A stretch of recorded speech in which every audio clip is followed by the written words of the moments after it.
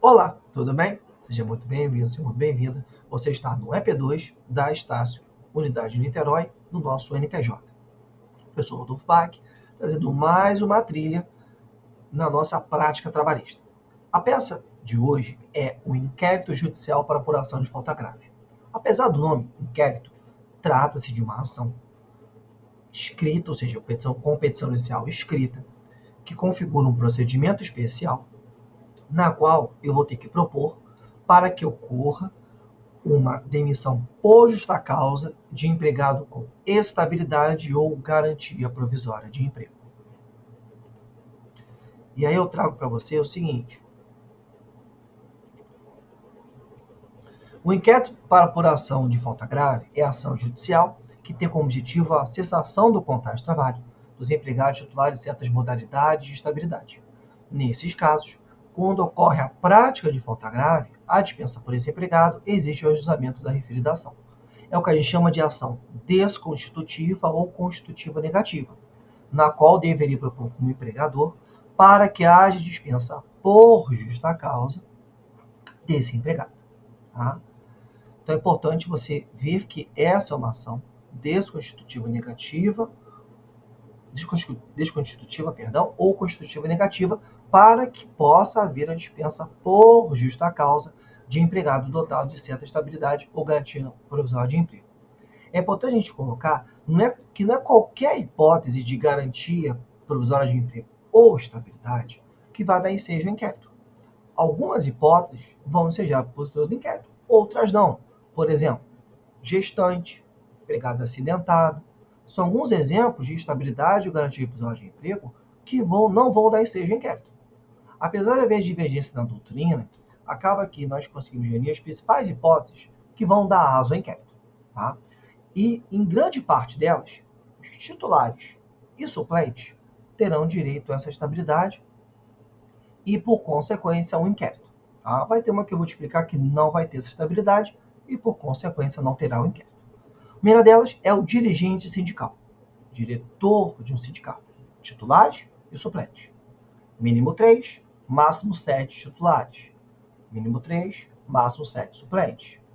Artigo 8º, inciso 8 da Constituição Federal, artigo 543, parágrafo 3º da CLT, e as súmulas 197 do Supremo Tribunal Federal e 379 do TST. Empregados membros do Conselho Curador da FGTS. Empregados membros do Conselho Curador da FGTS, titulares e suplentes, têm garantia provisória de emprego e também vão ter necessidade de repositório do inquérito para que haja dispensa por justa causa. Artigo 3º, parágrafo 9º da Lei 8.036 de 90. Empregados membros do Conselho Nacional da Previdência. Artigo 3º, parágrafo 7º da Lei 8.213 de 91.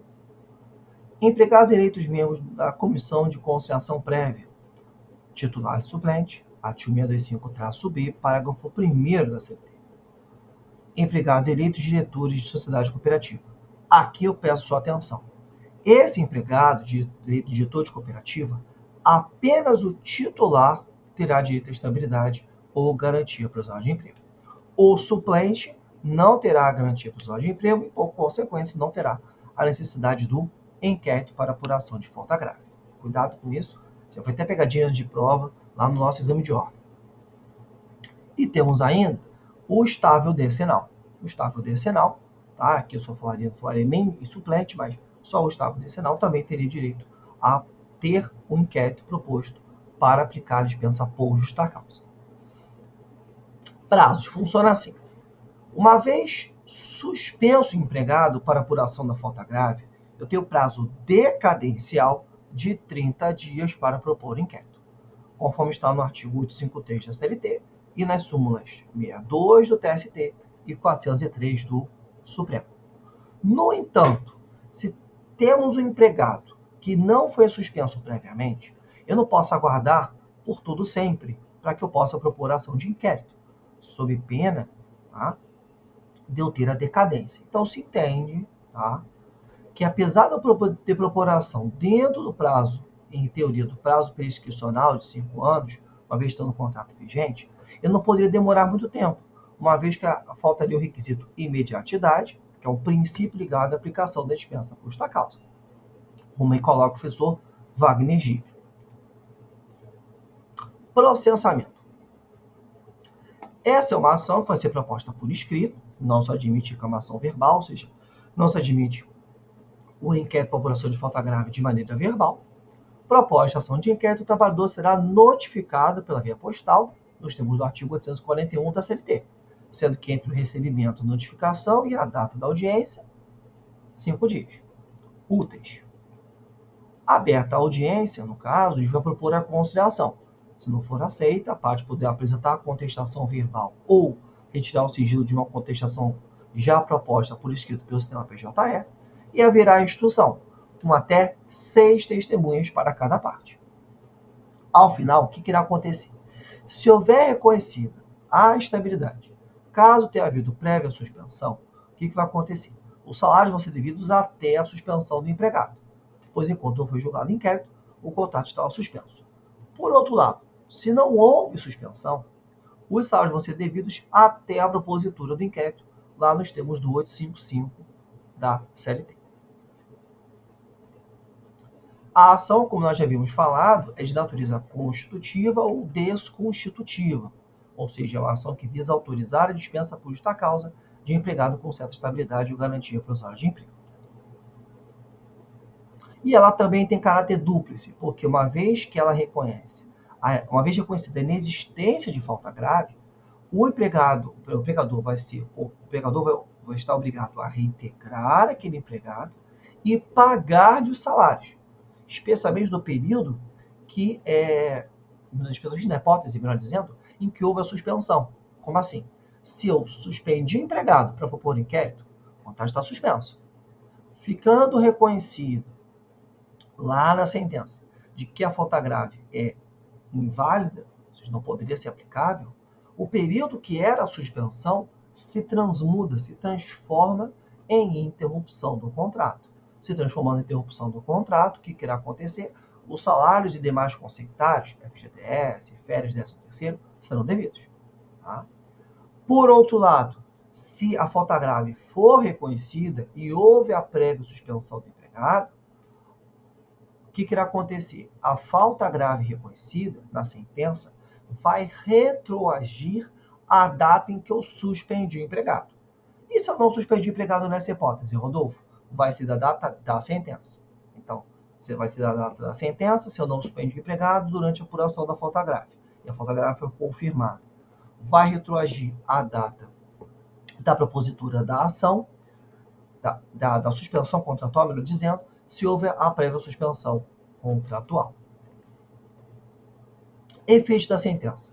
Tendo havido a prévia suspensão do contrato e são de improcedência do pedido formulado no inquérito, transforma a suspensão do empregado em interrupção, tendo direito o empregado a reintegração do emprego, como todos os salários e demais consectários, demais vantagens, tá? Demais benefícios. Por outro lado, caso seja julgada procedente pedido, haverá resolução por culpa do empregado da data da suspensão, se tiver havido suspensão prévia, ou da data da sentença, caso não tenha havido suspensão prévia. Beleza? Show de bola. E aí, na parte final, pessoal, eu trago para vocês uma peça, um modelo de peça do nosso inquérito. Vamos analisar ele. Então, a nossa peça começa com endereçamento ao juízo da vara do trabalho. Tá? Então, poderia ser ao juízo da vara do trabalho, por entre 2 a 3 linhas. E aí, nós começamos pelo requerente. Requerente é o empregador. Tá? Vou qualificá-lo, CNPJ, sede, endereço também do advogado. Lembrando que toda petição inicial, nós já vimos que eu tenho que qualificar também o advogado, o endereço completo, o endereço do escritório, tá? E-mail. O cabimento da peça, que aqui seria o 494 e 853 da CLT, e depois o nome da ação, inquérito judicial para apuração de falta grave. Qualifico também o meu réu. Nome, estado civil, profissão, nome da mãe, nascimento, aqueles 4 documentos que você já sabe, CPF, CTPS, PIS e RG. Essa é uma peça que dá para você dividir entre fato, direito e pedido. Nos fatos, você vai relatar o que houve, ou seja, a intercorrência, o que gerou a propositura do próprio inquérito. Nos requisitos específicos, é bom separar para tornar a peça mais mastigada, mais cadenciada. No item 2.1 seria o prazo, informar que foi respeitado o prazo decadencial de 30 dias. Assim como o cabimento do inquérito, informar qual o fundamento legal, jurisprudencial que deu ensejo à propositora do inquérito. Os fundamentos jurídicos é enquadrar aquela conduta dentro do mundo jurídico, indicando qual a falta grave cometida e como ela se amolda na CLT lá no 482, que são as hipóteses de dispensa por justa causa. Então, por exemplo, eu tenho empregado lá cometeu uma ofensa física, poderia ser a linha J, poderia ser a linha K, vai depender do agente ofendido. Né? O empregado, por exemplo, cometeu um furto na empresa, seria a linha A, ato de improbidade, e assim vai.